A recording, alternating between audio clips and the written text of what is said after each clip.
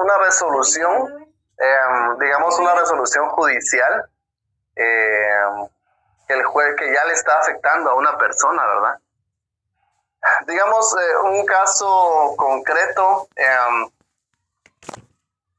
que despiden ilegalmente a una persona y se emite una resolución, digamos de que para poder llegar hasta el momento procesal oportuno para interponer un amparo, pues se tendría que agotar todos los recursos primero, ¿verdad?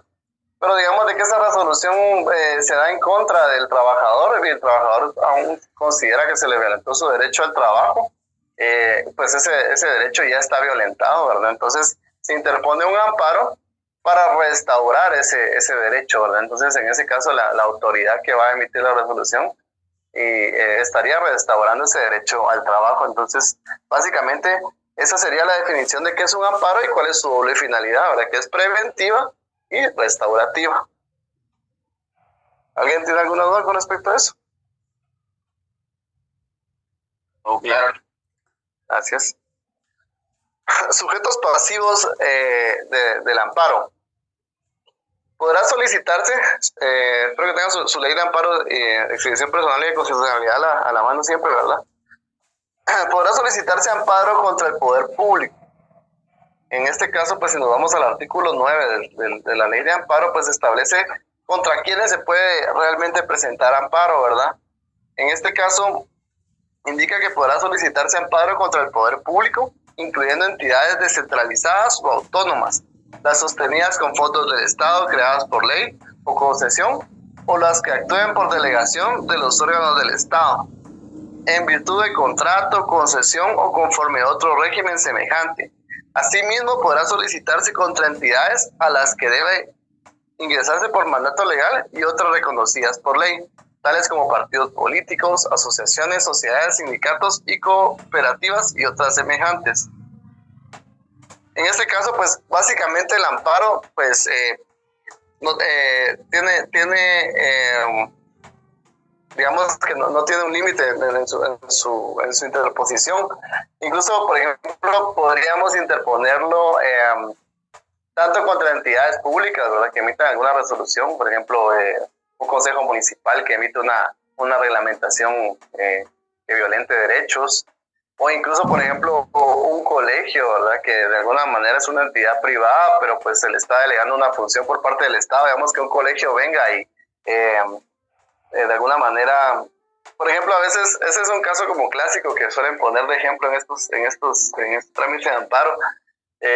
Algunas veces los colegios tomaban la disposición de expulsar a una persona porque, por ejemplo, a una adolescente porque quedaba embarazada, ¿verdad?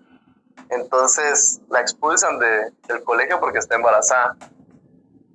Entonces ahí se le estaría violentando su derecho a la educación, ¿verdad? Entonces en esos casos concretos ya se han interpuesto amparos en contra de la institución para restaurarle ese derecho a la educación, toda vez de que el colegio estaría vulnerando el derecho a la educación, ¿verdad? Entonces básicamente pues no hay ámbito que no sea susceptible de amparo, se puede interponer casi que contra cualquier entidad de derecho público y derecho privado.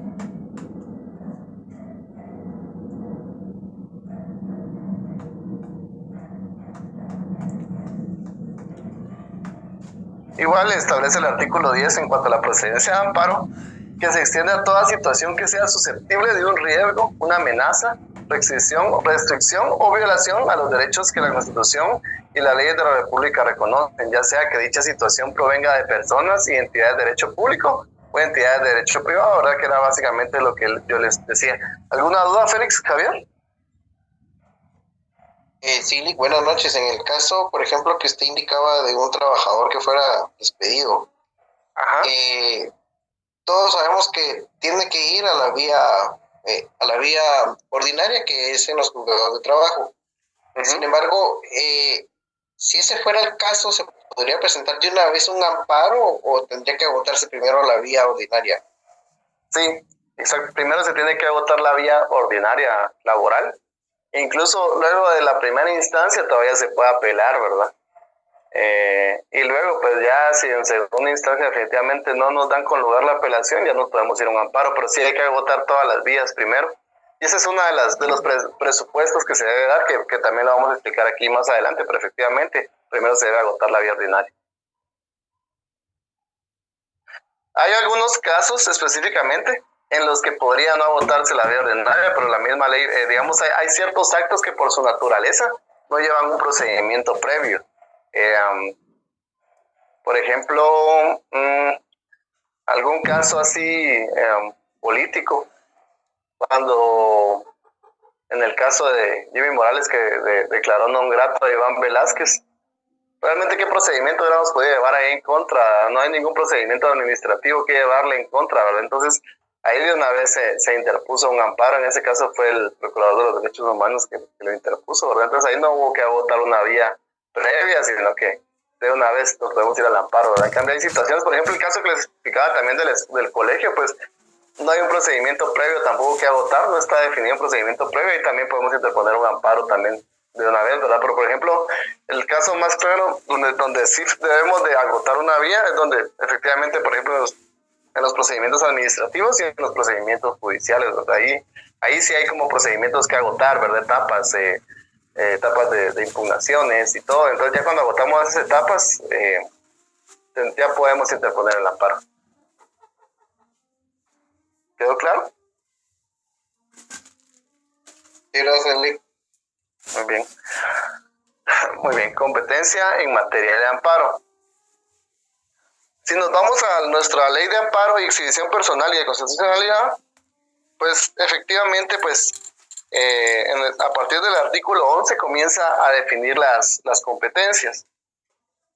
Sin embargo, pues si pueden ver, el artículo 11 define la competencia de la Corte de Constitucionalidad, el artículo 12 define la competencia de la Corte Suprema de Justicia, el artículo 13 define la competencia de la Corte de Apelaciones, el artículo 14 define la competencia de los jueces de primera instancia. Sin embargo, si nos vamos al artículo 16, que el mismo artículo establece que faculta a la Corte de Constitucionalidad en materia de competencia. No obstante lo dispuesto en los artículos anteriores, la Corte de Constitucionalidad podrá modificar la competencia de los diversos tribunales mediante autoacordado, que comunicará por medio de oficio circular, debiendo además ordenar su publicación en el Diario Oficial. Actualmente, pues, efectivamente la Corte de Constitucionalidad sí tiene emitido un autoacordado, en la que efectivamente pues ha definido las competencias de cada uno de estos órganos.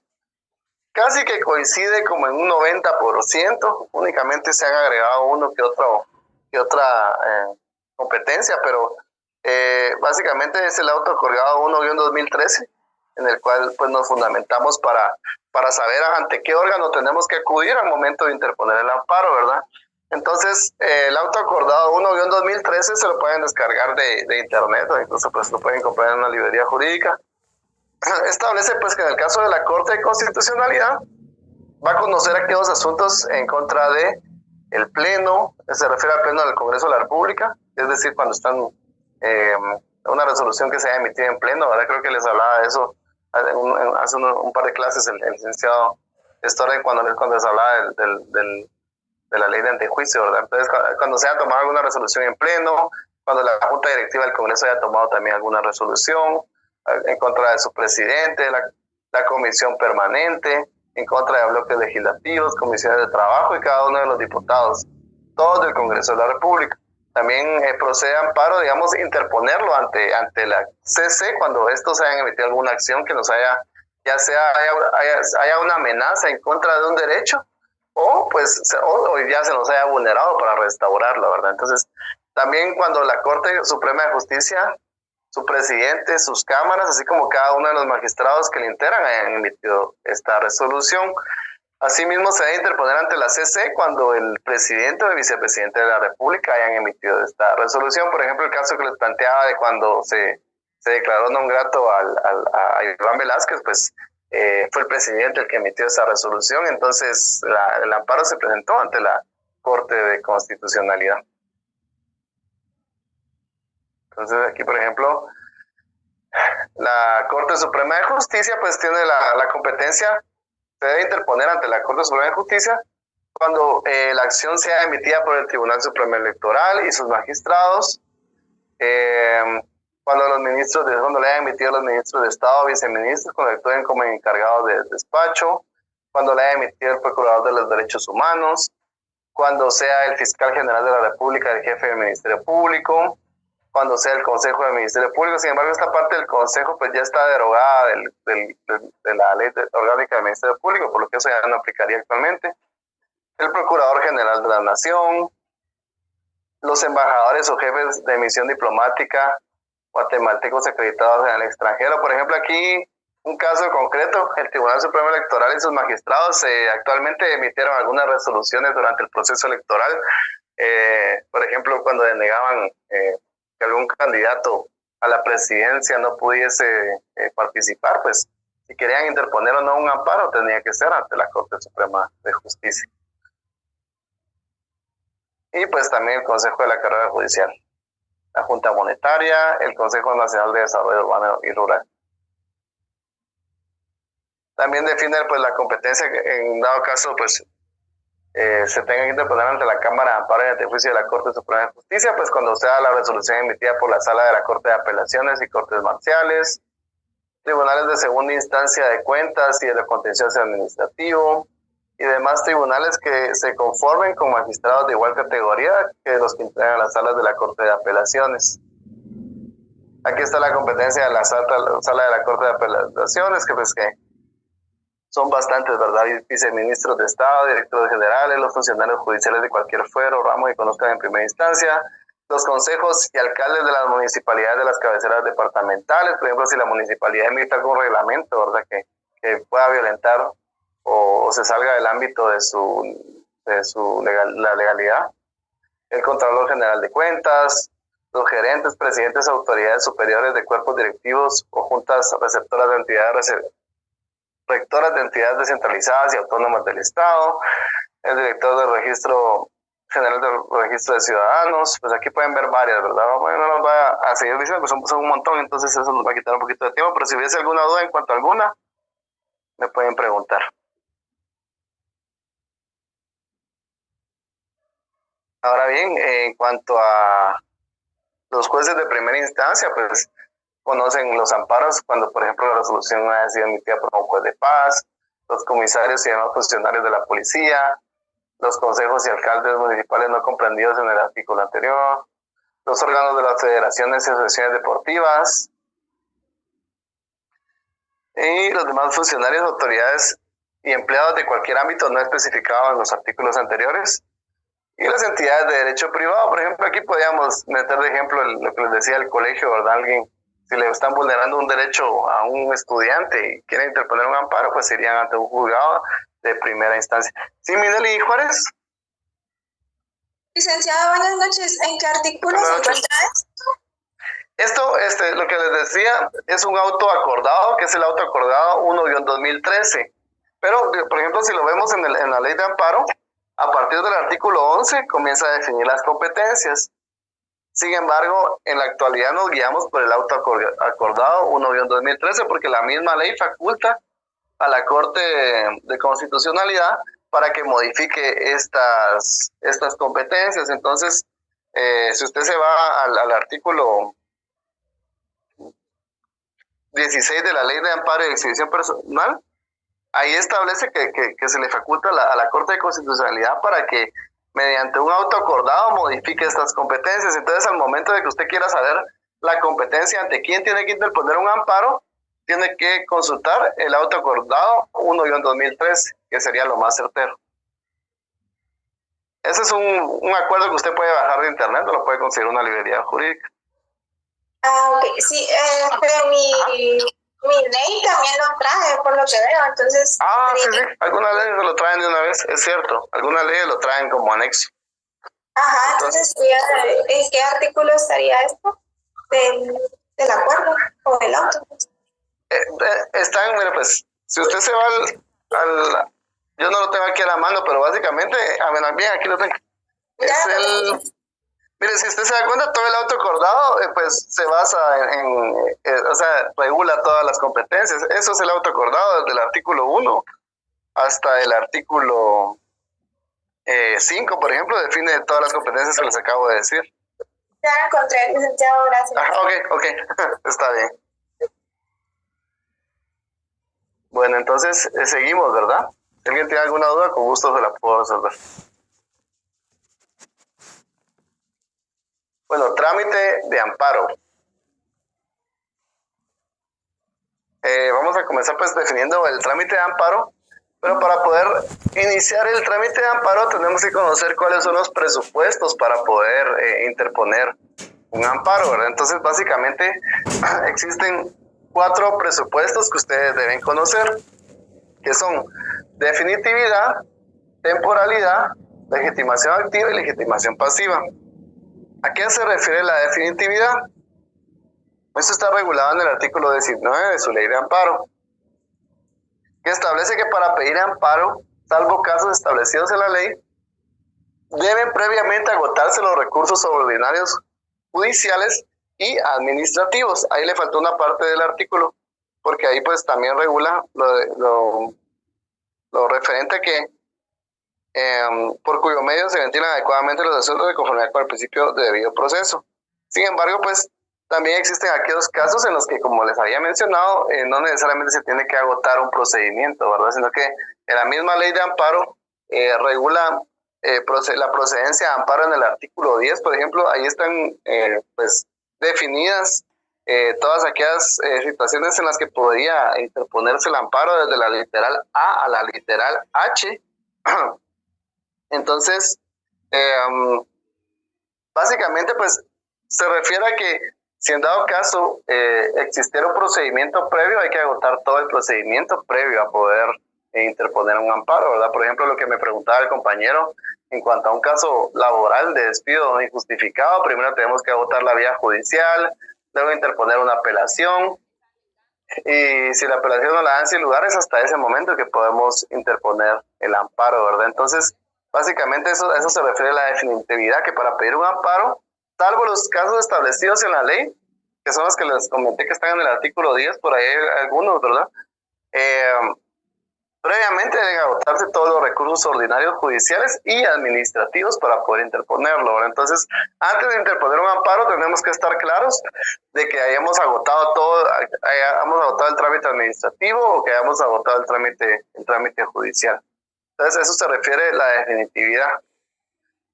Ahora, en cuanto a la temporalidad, que está definida pues en el artículo 20, se refiere al plazo que tenemos para interponer un amparo.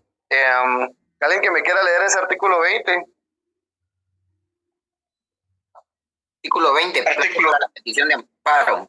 Gracias. La petición de amparo debe hacerse dentro del plazo de los 30 días siguientes al de la última notificación al afectado o de conocido por este el hecho que a su juicio le perjudica. Sin embargo, durante el proceso electoral y únicamente en lo concerniente a esta materia, el plazo será de 5 días. El plazo anterior no rige cuando el amparo se promueva en contra del riesgo de aplicación de leyes o reglamentos inconstitucionales o casos concretos, así como ante la posibilidad manifiesta de que ocurran actos violatorios a los derechos del sujeto activo. Muy bien, gracias. Bueno, se refiere básicamente a que tenemos que interponerlo dentro del plazo legal, ¿verdad? La regla general es de que es de 30 días. 30 días tenemos luego de conocido el acto, ¿verdad? Luego de que nos lo hayan notificado o de conocido, porque hay algunos actos que no se nos notifican, sino que se conocen. Vamos a tener 30 días para interponerlo. Sin embargo, durante el proceso electoral, son 5 días los que se van a tener para interponer el amparo. Si se dan cuenta, pues actualmente este año estábamos en el proceso electoral que ya ese proceso electoral ya finalizó. Entonces, actualmente, si hay alguna situación de materia política, pero no estamos dentro del proceso electoral, tenemos que irnos al plazo de 30 días. Si hubiese sido dentro de ese periodo electoral y efectivamente, pues la situación, la resolución que se emitió fue violatoria de algún derecho electoral, político, tendríamos que haber solicitado el amparo dentro del plazo de 5 días. Entonces, actualmente, pues ya el Tribunal Supremo Electoral ya concluyó el proceso electoral, por lo que pues ya estamos dentro de ese plazo de 30 días. Pero lo del proceso electoral no quiero que se confundan porque se refiere únicamente a temas regulados en la ley electoral y de partidos políticos. únicamente en cuanto a esos temas. Por todo lo demás siempre van a ser 30 días. Y en cuanto a la legitimación activa, pues se refiere a que quien interpone sea quien le corresponde por derecho hacerlo. En este caso, pues puede haber un agraviado directo, ¿verdad? Una persona pues, que efectivamente y notoriamente es la que se está haciendo agraviada, es la que lo interpone, entonces esa persona es la que va a estar legitimada para hacerlo. Y pues la excepción a esa regla, pues que también la misma ley en su artículo 25 le da legitimación activa al Ministerio Público y al Procurador de los Derechos Humanos. Es decir, que ellos, aunque definitivamente pues son entidades de Estado, ¿verdad? No son personas individuales, son personas, ahí sí que son entidades, están facultados legalmente para interponer un amparo, pues cuando se conozca algo en donde ellos consideren que se ha violentado un derecho. Por ejemplo, lo que les decía del caso del non grato, pues fue el Procurador de los Derechos Humanos el que interpuso el amparo, ¿verdad? El anterior Procurador de los Derechos Humanos solía interponer amparos siempre que consideraba que se había vulnerado algún derecho humano con alguna resolución, pues inmediatamente actuaba y pues estaba legitimado para hacerlo de conformidad con el artículo 25 de la ley de amparo. Ahora bien, también debe haber una legitimación pasiva. Se refiere a que la persona o la entidad contra la que se interpone el amparo sea la que emitió el acto, ¿verdad? Entonces aquí pues el mismo artículo 9 de la ley de amparo, pues nos indica quiénes podrán ser sujetos pasivos dentro del amparo. Ese fue el artículo que ya habíamos leído anteriormente, pues donde se indicaba contra quién se podría interponer amparo, ¿verdad? Que pues indica que se podrá solicitarse amparo en contra del poder público. ¿Quién ejerce el poder público? El Estado, ¿verdad? Entonces todas las entidades estatales, ¿verdad? Incluye entidades descentralizadas, autónomas, las sostenidas con fondos del Estado, por ejemplo, las ONGs, ¿verdad? Son sostenidas con fondos del Estado, algunas de ellas, ¿verdad? Creadas por ley, por concesión, o las que actúen por delegación de los órganos del Estado, en virtud de contrato, concesión o conforme a otro régimen semejante. Aquí, por ejemplo, los colegios están actuando de alguna manera por delegación del Estado, porque están ejerciendo una función que es del Estado, la de brindar educación a la ciudadanía, pues es una función estatal que la está delegando en los colegios, que es una entidad privada, ¿verdad?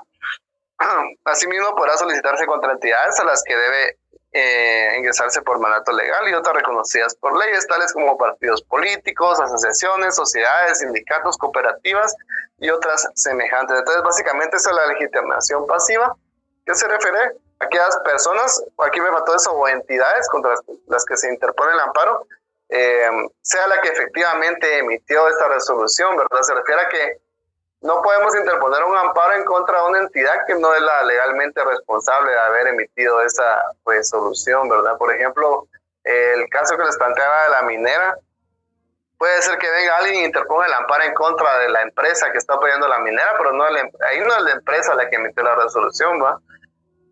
Seguramente puede ser el Ministerio de Energía y Minas, ¿verdad? El que emitió una resolución autorizando esa construcción. Entonces aquí sería determinar contra quién. Si la interponen en contra de la empresa, se las van a denegar porque no tiene la legitimación pasiva para que se interponga en contra de ellos. Entonces nos vamos al trámite del amparo. A mí me gusta pues definirles el trámite del amparo de dos maneras, para que ustedes lo entiendan mejor, porque si ustedes ven el trámite así de manera amplia, se confunden. Es mejor primero entender el trámite sencillo de amparo sin ninguna incidencia, porque básicamente la ley nos define que puede ser de alguna manera sencillo y si surge alguna incidencia, pues ya se va a ampliar el procedimiento. Entonces, por eso yo aquí les estoy pues definiendo el trámite de manera sencilla. ¿Alguien tenía alguna duda?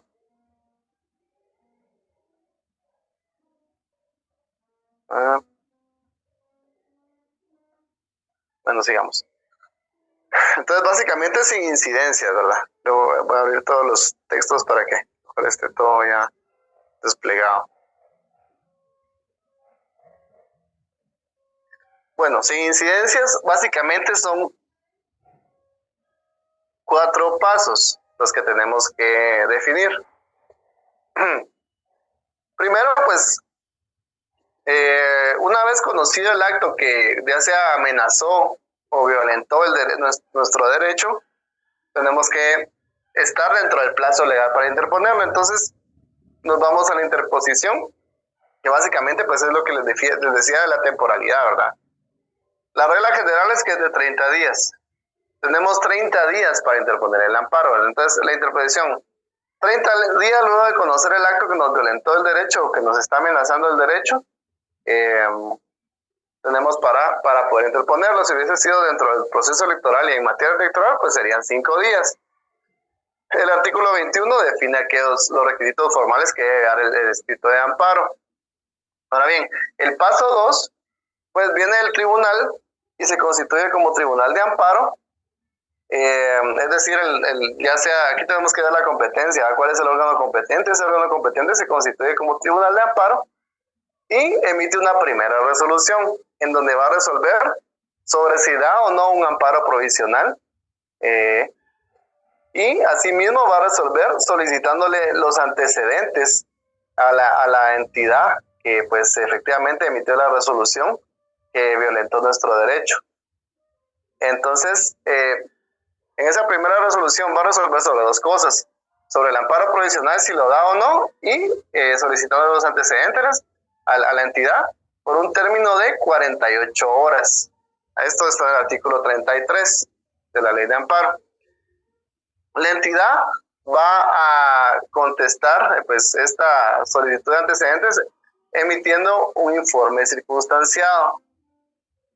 Luego de recibido el informe circunstanciado, el Tribunal de Amparo les va a dar una audiencia de 48 horas a las partes interesadas para que se manifiesten en cuanto a ese informe, dándole la vista de 48 horas. Y luego de eso, el mismo Tribunal de Amparo está facultado para emitir una sentencia, que sería en 3 días. Y en el caso de la Corte de Constitucionalidad, puede ampliarse a 5 días. Digamos, a grandes rasgos, este es el trámite de manera sencilla. 30 días para interponerlo, el Tribunal de Amparo se constituye, le da 48 horas a la entidad contra la que se interpuso el amparo para que les mande un informe circunstanciado. Una vez recibido el informe circunstanciado, le da audiencia a las partes por 48 horas y luego ya el mismo artículo 35 faculta al Tribunal de Amparo para que pueda emitir una sentencia en 3 días. Si fuera la Corte de Constitucionalidad, puede ampliarse por 5 días más, es decir, puede incluso emitir una sentencia hasta en 8 días. Se los acabo de dar así de manera rápida, pero ahorita lo vamos a ver un poquito más a detalle, porque nos vamos a ir al trámite con incidencias. Digamos que si ustedes se aprenden primero este trámite sin incidencias, les va a costar menos aprendérselo con incidencias. Entonces, trámite con incidencias. Aquí se va a pedir el apoyo para que me ayuden a leer la ley. Voy a pedir yo, vamos a ver. Yo voy a decir quién me ayude.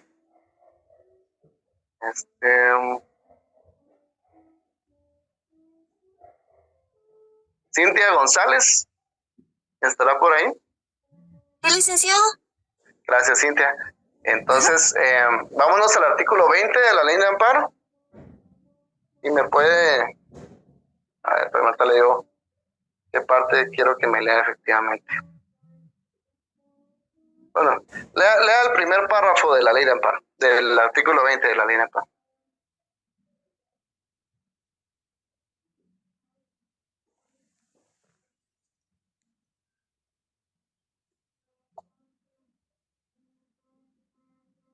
Y qué pena, es que todavía estoy saliendo de mi trabajo, entonces no tengo la ley conmigo, qué pena de verdad. Está bien, no se preocupe, vamos a ver si alguien más nos puede dar. Aleida Patricia Vicente. Sí, licenciado, se lo estoy buscando. Artículo Gracias. 20, ¿verdad? Sí, así es, artículo 20. Plazo para la disposición de amparo. La petición de amparo debe hacerse dentro del plazo de los 30 días siguientes al de la última notificación al afectado o de conocido por este hecho que su juicio la perjudica. Sin embargo, durante el proceso electoral y únicamente en lo concerniente a esta materia, el plazo será de 5 días. El plazo hasta ahí, Lea, estamos bien. Muchas gracias. De nada. Gracias. Está bien. Bueno, entonces como pueden ver aquí se define cuál es el plazo, ¿verdad? La regla general es que son 30 días para interponer el amparo. Dentro del proceso electoral, 5 días. Y pues para interponer el amparo debemos interponerlo en base a los requisitos legales que se encuentran definidos en el artículo 21 de la ley de amparo, ¿verdad? Básicamente esos son los requisitos que debe llevar el documento para que podamos interponerlo. Luego de que se presentó el memorial de amparo ante el órgano competente, ¿verdad? Como ya le explicamos, hay órganos que, pues, dependiendo de contra quién estamos interponiendo el amparo, va a haber un órgano competente. Entonces, este órgano competente se va a constituir como tribunal de amparo y en esa primera resolución va a definir lo concerniente al amparo provisional. ¿Alguien me puede decir qué es el amparo provisional? Alguien que pueda darme como una definición así con sus palabras, no importa, o de manera técnica, pues. Buenas noches, Lick. El amparo provisional es cuando se detienen todas las actuaciones dentro de un proceso. Y en los... Sí, ahí me confundió. Pero yo creo que voy en esa línea, que es cuando se interpone un amparo, vienen los magistrados y lo otorgan el provisional para que se interrumpan plazos y se entre a conocer la materia que se está reclamando. Más o menos. ¿Hay alguien más?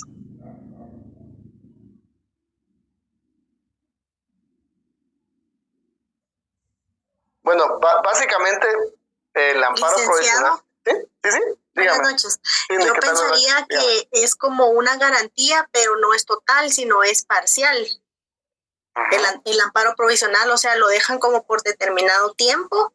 Ajá. Y luego pues ya continúa el proceso que era, ¿verdad? Ajá. Sí, más o menos tienen la idea y está bien. Les voy a explicar así con palabras sencillas en qué consiste el amparo. Básicamente, el amparo provisional consiste en dar, digamos, cuando estamos solicitando el amparo, estamos solicitando, por ejemplo, si es una acción que está amenazando derechos, ¿verdad? Por ejemplo, el caso de la minera que les decía, que nos va a contaminar el agua y va a enfermar a todas las personas de un pueblo. Si nos otorgan con lugar el amparo provisional, lo que van a hacer es que van a detener esa acción. Si la acción era, pues, autorizar que se construyera la minera, entonces nosotros mediante el amparo lo que estamos solicitando es que se detenga la construcción de esa minera porque nos va a contaminar el agua, ¿verdad? Entonces, básicamente es darnos con lugar el amparo de manera provisional antes de que se resuelva. Es decir, detener la construcción de la minera para que no se vulnere ese derecho que está amenazado, ¿verdad? Entonces, básicamente el amparo provisional es dar con lugar lo que se está solicitando en el amparo de manera provisional, es decir, de manera anticipada antes de que se termine el proceso de amparo.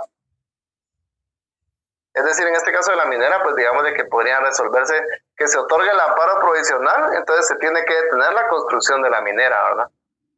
Mientras se resuelve si efectivamente va o no a vulnerar derechos. No sé si quedó claro. O si alguien se quedó con alguna...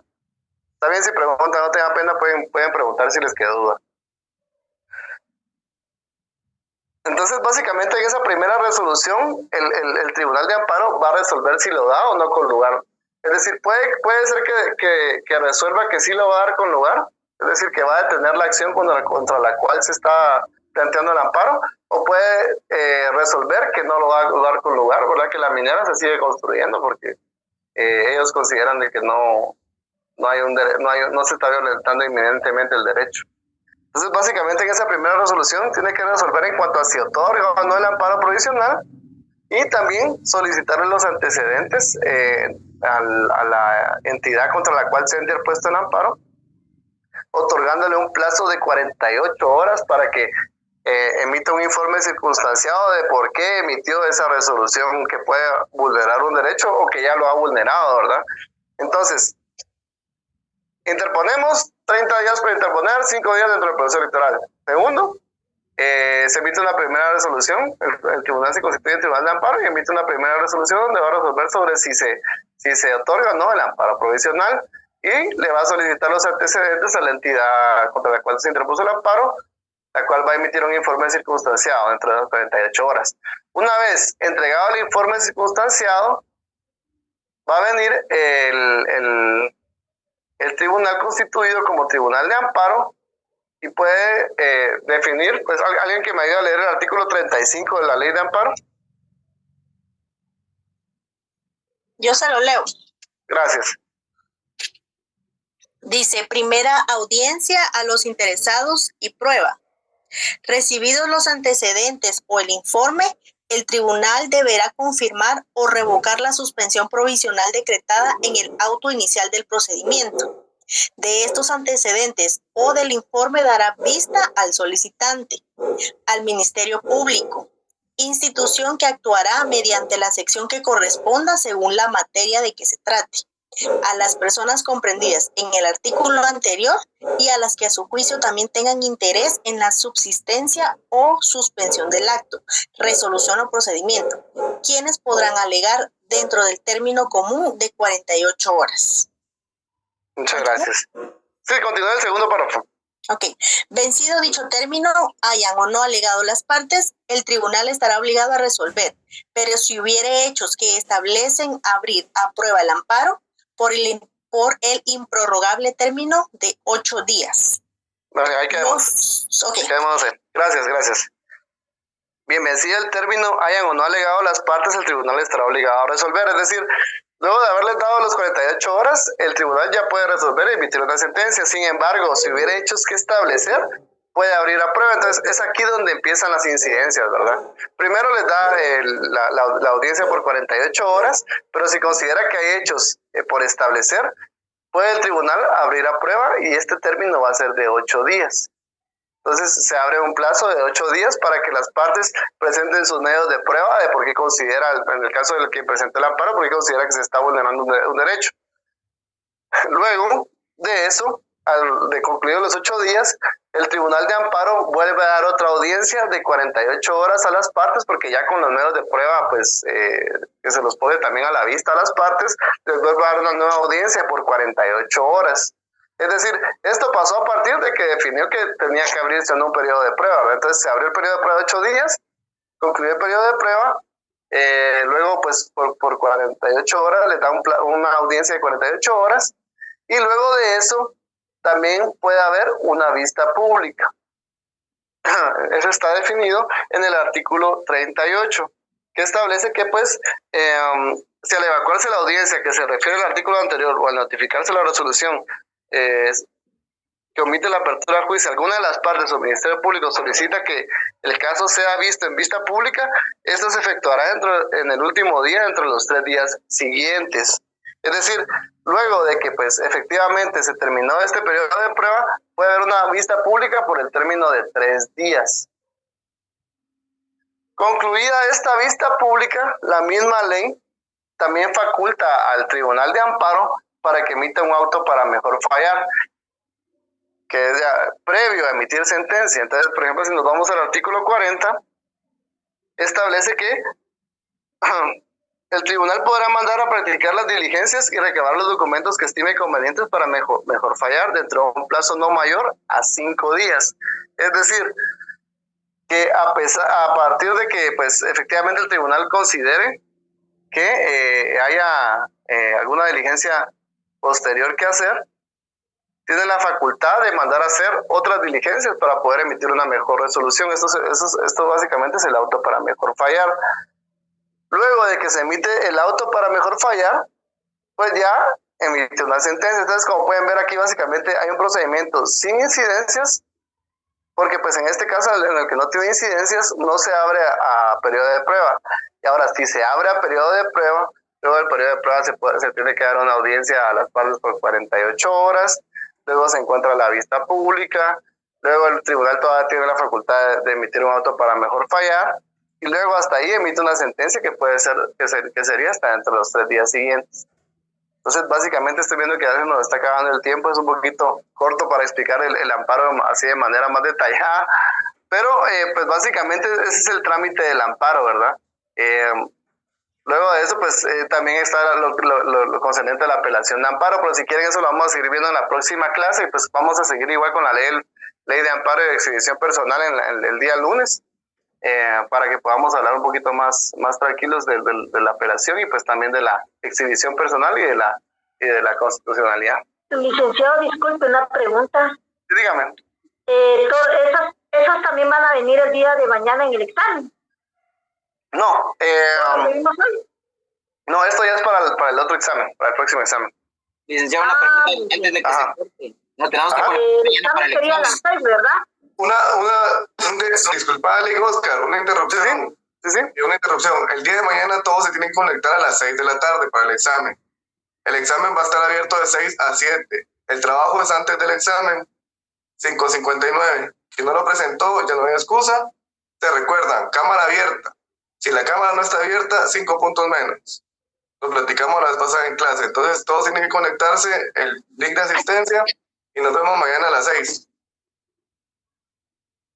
Lelic, perdone una pregunta, ya cerraron la asistencia. Sí, son 5 minutos nada más que tienen utilizados los compañeros auxiliares. Disculpen. Ya no caché. ¿Quién me está hablando, Cindy? Yo, Cindy García, es que estaba bien entretenida y ya no vi. Pero ya estuvo desde el principio, creo que podemos. Sí, desde el principio. Buenas noches, Lex. Ahí está. Gracias. Ahorita me voy a meter. No sé si ahí lo arreglamos con Aquí Merlin, porque no sé si se puede meter solo ella. Sí, vamos a arreglarlo con Merlin, Cindy, no te da pena, yo sí la vi en clase, no se preocupe. Sí, aquí estuve yo pilas. Sí, siempre he estado presente y siempre he estado colaborando, le agradezco mucho. Gracias, Lick, muy amable. Bueno, entonces así quedamos, nos vemos el lunes para continuar con la clase. Feliz noche a todos. Buenas noches. Buenas noches. Buenas noches. Mío, ¿por Lick, qué perdone, también es mi pasan caso. estas cosas? ¿Sí? Licenciado, perdone, también en mi caso no pude